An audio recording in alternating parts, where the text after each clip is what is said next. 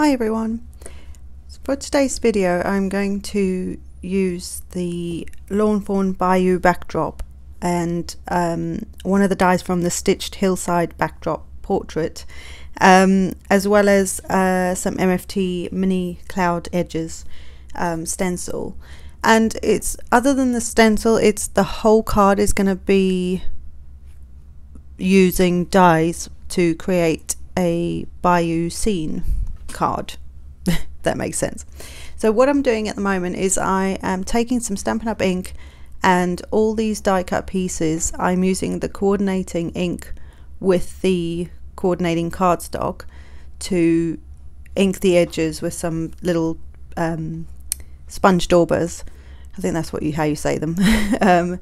So to start with, I have used Pear Pizzazz for the main Bayou frame.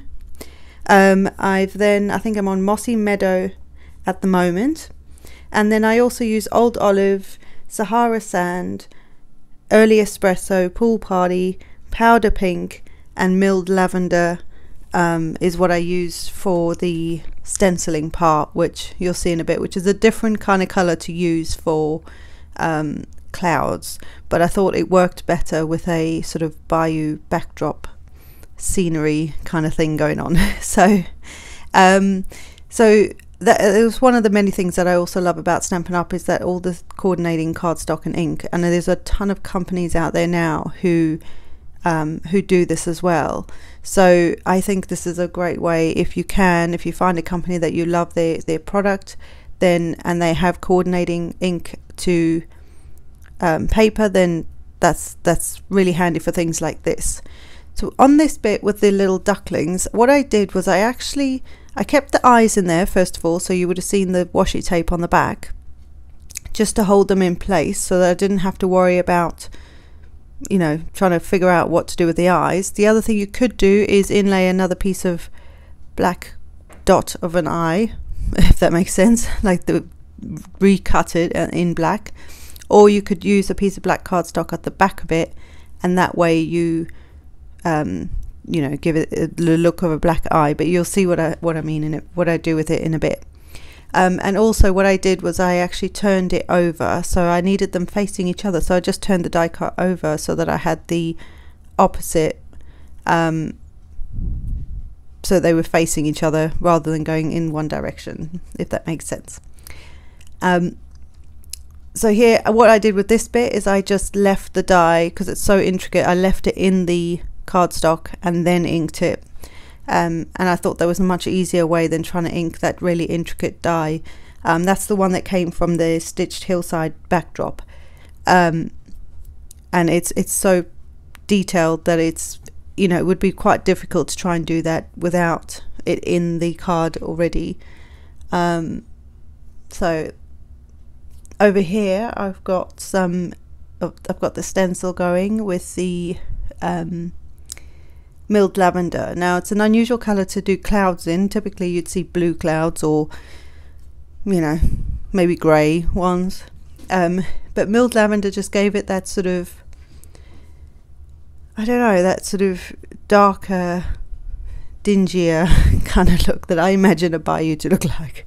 I have no idea what a Bayou actually looks like, but this because I'd inked everything in it sort of a more muted tone, I thought this was better than having like a lovely blue in the background. I thought it would work much better.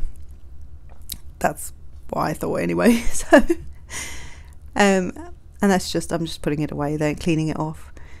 What I did for this is I wanted the main frame, so the green Bayou, I wanted that slightly raised. So what I did was I die cut it again in white cardstock, and then just cut all the hanging leaves off, and that way I've got this frame. And you could do this even if you just wanted a plain stitched frame. And I just carefully cut all the little dangly leaves off, and then when you pop that on top of it, it's going to give that just a slight dimension. It's not anything major, it's just a slight dimension. You could easily use some foam tape to sort of raise it if you wanted to do that, but I decided not to do that. I thought that just a slight frame would be quite nice. You know, a slight sort of raised frame would be quite nice. I'm just deciding where to put everything now. This is always the tricky bit for me, because although it's a lot of fun and I have a rough idea in my head, when it comes to actually doing it, I sometimes find it more challenging, should I say. And you'll see in a bit that I kind of messed it. I didn't really mess it up, but I just kind of mess up where I put the third, because there's 3 for either side of those, what are they called? Those like brush, oh, I can't think what they're called. Brush reeds. Oh, I can't think what they're called. Anyway, those funny little things with, you'll see there's like a little brown top on it. I have no idea what it's called. Yeah, so I wanted to put the third one on the frame to make it look even more dimensional, even though this wasn't a dimensional card. I just wanted to add that so that it would look a little more, you know, have a bit more depth to it. And I kind of mess it up, you'll see. What I should have done is put some foam tape at the back of the top, because I don't know what it's called. I can't think, not the leaf bit, but the top portion, so that whole thing stuck out. But I did it kind of back to front, you'll see in a bit. It just looks a bit odd, but you know, you live and you learn. So there you can see my 2 ducks are facing each other rather than sort of going in the same direction, which is the way that the die is made. So the one on the, I believe on the left, is the one that would be what would die cut, and all I did was I just turned it over and used the back of it essentially, and that way they're facing each other, which I thought was quite cute. My cat is just running amok. Anyway, she won't be in the film today, but she is just nuts, I think is the word for it. Anyway, so moving on. So you see the little brown bits that I've put on top of those reeds. This is when I put the frame on, you'll see that's where I kind of mess up, where I actually put them. It just looks kind of odd, and in hindsight I should have actually put foam tape behind the entire thing rather than trying to do what I do in a bit. But I thought the love sentiment that comes from the stitched hillside backdrop from Lawn Fawn, that's meant as almost like the smoke coming out of the little houses that are in that die set as well, which is cute in itself, but I thought it'd be really sweet to have that between the 2 little ducks.